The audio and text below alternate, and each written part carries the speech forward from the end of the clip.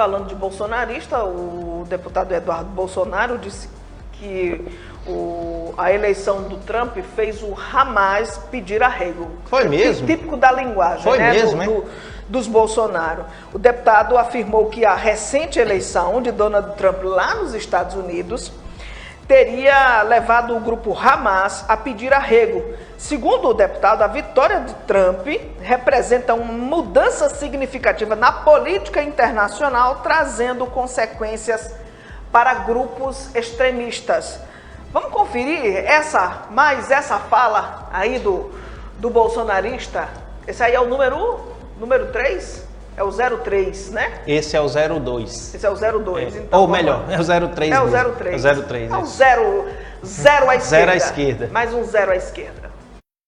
Não deram nem 2 dias da eleição do Trump, já tem muita coisa mudando. Então, trago aqui para vocês uma sequência de histórias do que já está trocando. Primeiro de tudo, 12 horas depois do anúncio da eleição do Trump, o Hamas já, em bom português, pediu arrego. Tá? O Hamas pediu o fim imediato da guerra. Por quê?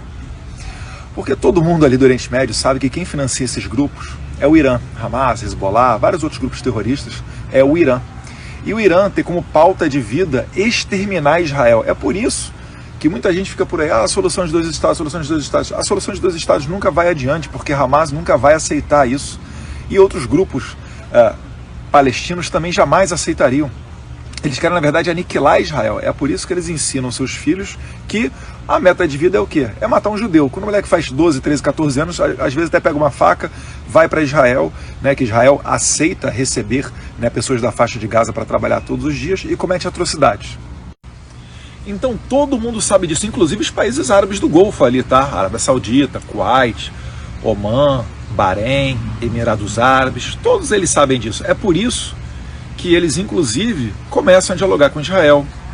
Tem os acordos de Abraão, Bahrein, Emirados Árabes principalmente, normalizar as relações diplomáticas com Israel, abrir embaixadas, visitas de altas autoridades. E o Hamas se preocupa por quê? Porque além dele não ter o suporte dos países árabes, os países árabes islâmicos inclusive, ele sabe que o Trump bota para quebrar. O Trump é daquele time que adota a correta filosofia do se vis pacem para bellum, se quer paz, se prepara para a guerra, que é a única metodologia eficazmente pacífica. Se você for ver na Segunda Guerra Mundial, a Tchecoslováquia perdeu os Sudetos para o Hitler e o primeiro-ministro, o Chamberlain, lá da Inglaterra, fez acordo com o Hitler, quando na verdade ele deveria, conforme os acordos da época, ele deveria ter ido defender a República Tcheca, a Tchecoslováquia naquele momento, os países ocidentais, da Europa Ocidental, e não fizeram. E aí um exemplo mais recente ainda, que agora todo mundo vai lembrar. Anos 90, a Ucrânia se desfez das suas armas nucleares, fez um acordo com a Rússia. Aí, qualquer problema, quem é que deveria ajudá-los? Franceses, ingleses. E esse pessoal, na hora que teve a crise lá com a invasão da Crimeia e depois a invasão da Rússia, no ano de 2022, esses países não tomaram partido. Porque ninguém quer mandar os seus nacionais para uma guerra, ninguém quer fazer uma mãe de classe média chorar a morte do seu filho de 18 e 19 anos. Isso é ruim, pega mal para o político, entendeu? Então, esse negócio de desarmamento é a maior balela que tem. Desarmamento não tem a ver, inclusive, sobre segurança. Desarmamento é sobre controle social. Quando o povo está todo desarmado, ele fica de joelhos para o ditador. E aí, voltando para o Trump, o que o Trump fez no primeiro mandato dele? Ele aniquilou o ISIS, o Estado Islâmico. Você viu, reparou, que acabaram aqueles negócios de você ficar passando a faca em pescoço de refém vestido de laranja. Vocês lembram disso? Que era até, de certa maneira, comum esses vídeos pararam porque o Trump bombardeou geral, ele reduziu em 90% o território do Estado Islâmico, botou para quebrar. E vagabundo só respeita o que teme. Então vagabundo respeita o Trump. Então quando o Trump é eleito, o que o Hamas faz? Olha, licença, tô de alta, não quero mais brincar. Inclusive, existe a possibilidade dessa guerra ir até lá para o lado do Irã, tá? Porque o Irã atacou diretamente Israel, Israel está retaliando, então o patrão do Hamas, o patrão do Hezbollah está correndo risco. Lembra que o Trump mandou uma bombinha e matou lá o Soleimani? Um comandante lá, se não me engano até Al-Quds, das forças Quds? Então. E aí, Pedro, essa leitura feita pelo deputado Eduardo Bolsonaro, o que você acha? Você não prestou muito, né? Mas viu quando ele falou a respeito do jornalista que morreu? Você lembra quando passava vídeos até na própria Globo, no Fantástico? Foi noticiado quando um jornalista, um grupo extremista, citou tudo por que estava fazendo aquilo, daquele jeito, daquela forma, porque tinha que ser, com o jornalista ajoelhado, de cabeça raspada, de roupa laranja, e finaliza, digamos assim, né? Claro que a gente não viu na TV aberta essa imagem por completo.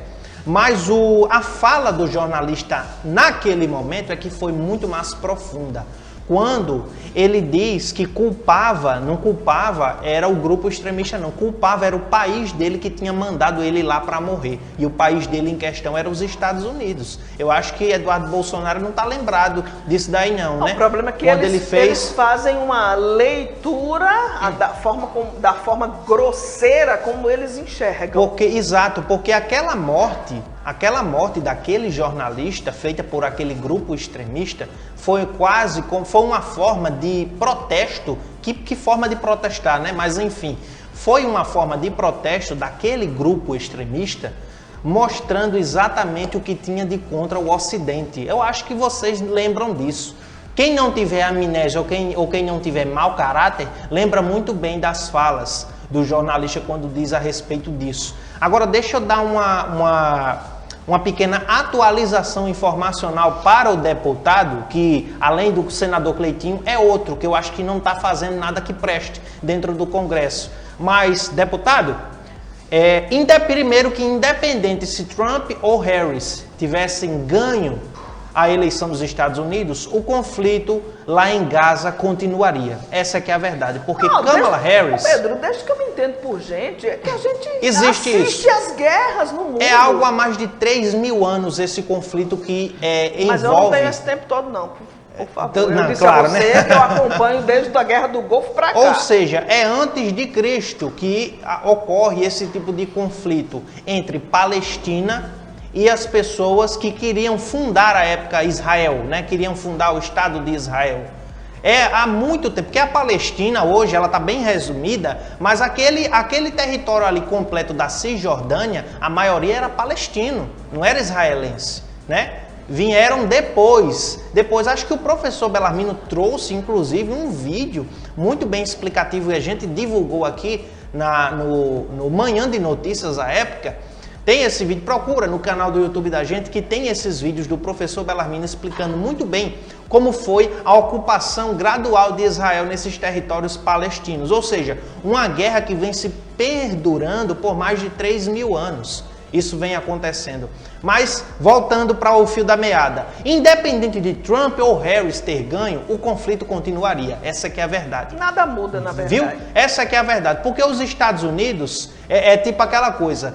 Enquanto Trump manda o avião para bombardear Gaza sem o menor consentimento, Harris seria mais ou menos aquele tipo de avião onde teria a frase colocada Black Lives Matter e bombardeava do mesmo jeito uma bandeira LGBT para mostrar representatividade, mas do mesmo jeito estava bombardeando Gaza. Ou seja, não importa quem ganhasse, continuaria do mesmo jeito. Mas deixa eu te atualizar, deputado Eduardo Bolsonaro, quando o próprio Trump falou com Netanyahu e disse, bora concluir isso logo, porque tá ficando caro. Bora concluir essa guerra, né? Porque para mim é um genocídio que está acontecendo. Mas bora concluir essa guerra aí, porque o negócio está custando para a gente. Está ficando caro e a gente não pode sustentar uma guerra por mais 1.000 anos. A gente não pode continuar com isso. Então, bora cuidar nisso daí que já tá pesando no bolso do pai aqui. Do mesmo jeito, ele falou para Zelensky. Se Zelensky quiser continuar atacando a Rússia, então que Zelensky pague por isso. Porque os Estados Unidos não vai ceder mais armas assim à torta e à direita, não.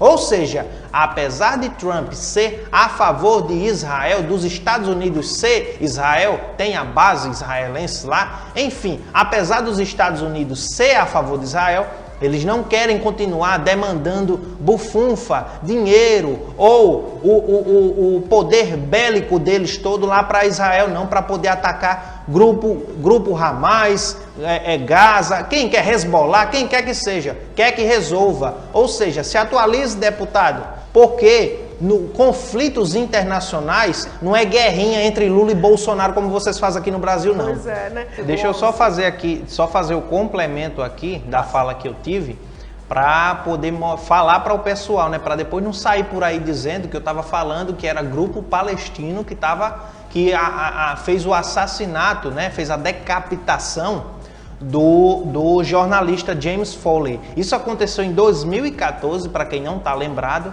né? E foi pelo grupo Estado Islâmico, ou seja, por jihadistas. Isso à época, lá no Iraque, foi onde aconteceu isso. É só para deixar aqui claro, para depois você não sair por aí falando, ó, o rapaz ali falou que foi Palestina. Não foi a Palestina. Eu só citei um exemplo de que naquele momento, justamente pelos Estados Unidos estar sempre metido onde não deveria ser chamado, o próprio jornalista disse que a culpa da morte dele era para o próprio país e não pelo grupo de jihadistas, pelo Estado Islâmico. Isso é só para mostrar a vocês que isso na época eu fazia inclusive o 3º ano do ensino médio, viu, Michele? Isso é só para mostrar a você que não é a primeira, nem será a última vez que os Estados Unidos tentará levar a democracia para o Oriente Médio e vai se colocar, como sempre, o certinho da história, certo? Só para corrigir aqui.